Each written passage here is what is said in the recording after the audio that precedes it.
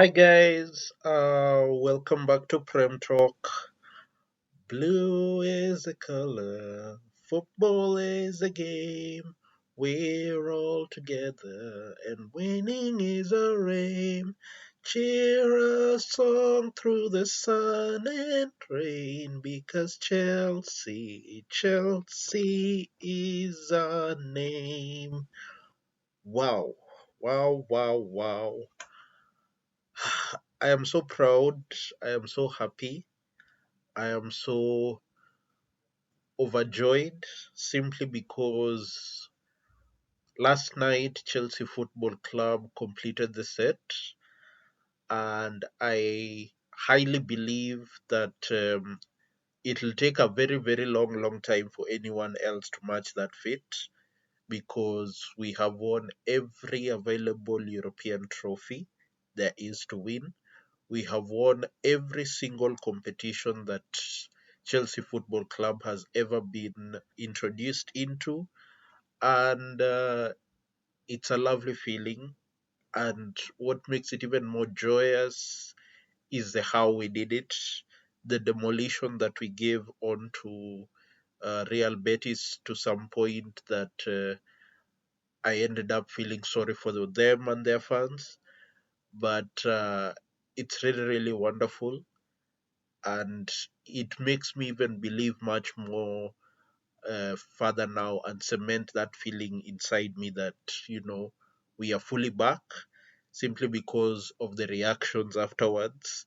The Chelsea of the old days, when Mourinho first came in, we were a team that was hated the most, but as much as we were hated the most, we were always winning. And despite all the negativities around from the media, especially from the English media, we just continued to win and rile up every single opposition fan, and it's really a wonderful feeling. So we finished the season fourth place secured, Conference League secured, and Enzo Maresca has his first trophy as a Chelsea coach, and this squad, Reece James, Enzo Fernandez, have finally lifted their first trophy together as the leaders of this team. I just feel so happy, guys. I am so happy. In this video, I don't believe I've said welcome yet, so welcome, guys. In the video, I'll just review the game and then just give a few shout outs uh, to some very key players. And most importantly, at the end of it all, I think I will give the flowers to the management team, Mr. Paul Winstanley, Lawrence Stewart, our sporting directors, Joe Shields, and everyone involved, up to the two owners, clearly represented by Mr. Ekbali and Mr. Todd Bowley. So last night, Chelsea Football Club played their first uh, Conference League final, and I hope that it's our last. And the game started off in the first half. We were really poor, honestly. We were very poor. And to me, it was a mixture of number one, we played and ended the game on Sunday with a lot of emotion. So we were always going to start this game slow. And the other factor that as to why we were really poor in the first half was simply because of one player in Malo Gusto, who was deployed at right back, and he did struggle with the inversion coming in, as it wasn't Kokorea couldn't invert because he was given the task of handling the supposedly dangerous Anthony, as we were told in the preview. All over, people were scaring us that Anthony was going to cook Chelsea, and that's why Kukurea could not invert in the game or be more free simply because he had a task to be dealing with Anthony. And to be fair to Betis, in that first half, they really played a really wonderful game, especially at the start with Isco, who I have to clap for him because he is very class. You could see class oozing from him. And if the final was to be about two-star players to see who can take over in a final, to me it was going to be between Isco and Cole Palmer, and indeed Isco took control of that first half.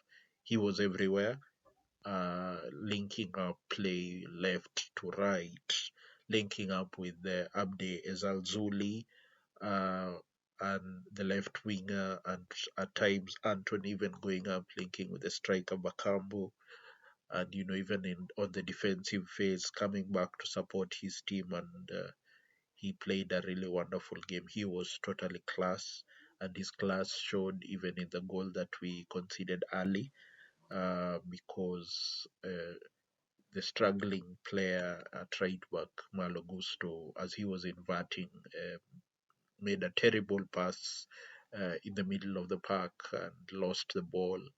And once Isco had it in our penalty box, the calmness and composure, to be able to spot Ezal Zuli at the left wing free, and once he gave the ball to him, he did finish up well, and he had a really wonderful, that I believe was a crowning moment for his wonderful first half. And as from a Chelsea perspective, I was really, really disappointed with what I was watching. Not frustrated because I was able to sense early on that the problem really was Malo Gusto, and it proved to be. Because he was struggling a lot even after the goal that we conceded. You could see he panicked a lot, and Betis were really taking full advantage of that.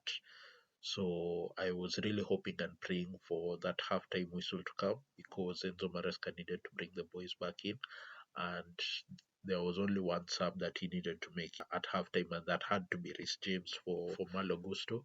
Now, I've seen these arguments, of people complaining and, trying to blame Enzo Maresca for not starting Reece James. Well, I like to remind all of them that Reece James has been through injury hell through the last few years, and actually this season under Maresca, he's actually played the most minutes since uh, that is Thomas Tuchel was here. Yeah, so the most minutes since that season of Thomas Tuchel when we won the Champions League. So that was why Reece James had to start from the bench because he had just played a full 90 on Sunday. So he comes on, and oh my goodness, everything changed. Once and for all, that we got full control of that midfield. His introduction immediately improved uh, Moises Caicedo, Enzo Fernandez, and Cole Palmer, who the four of them just took control of that midfield, and he was involved everywhere. And once Cole Palmer just caught fire, especially at the 50th minute. Now, granted, I was slightly disappointed with him in the first half, simply because I felt like he was picking up the ball, in positions that really didn't suit him, falling way too deep to look for the ball. And I was really impressed, especially because he turned up in that second half from the 50th minute, and uh, he made the game his own, and he created the first goal with a beautiful cross, very very beautiful cross that was begging to be put in, and Enzo Fernandez with his 21st goal contribution of the season, 8 goals now, 13 assists, beautiful header to level the tie, And yet again, the ball was found to Cole Palmer. Did his thing, tricked off the left back, Roman Pero, and delivered another beautiful cross for Nico Jackson, who couldn't miss, in all honesty. And that from there on, we just took control of that game. And another player now that I'd like to give full big up to is Keenan Hall.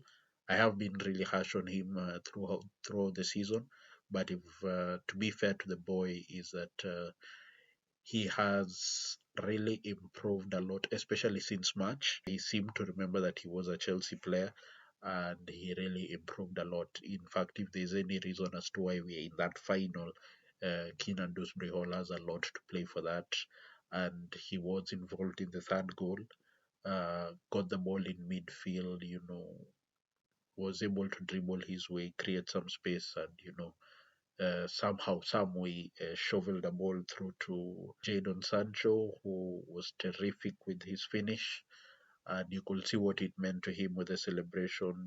Took his shirt off, of course, which warranted him a yellow.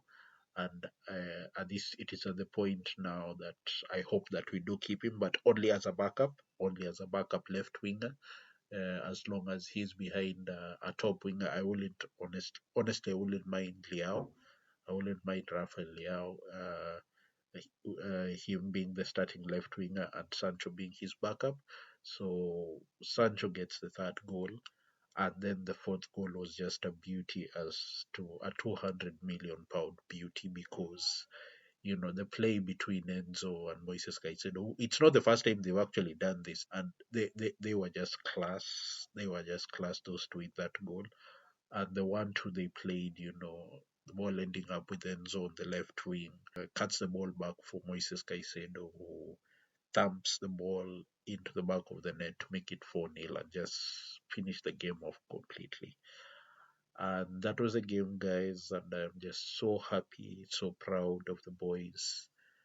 Thank you to Reece James. This was actually Reece James and Enzo Fernandez, their first trophy they've lifted as the leaders. So it's a huge thing for them. It's a big thing for the squad, because most of the players they hadn't won anything at all before this. And I believe with this trophy, this is like a launching pad for greater things to come. So I expect a very, very wonderful season next season from Chelsea, and it's going, of course, to be made even more better with the signings coming in.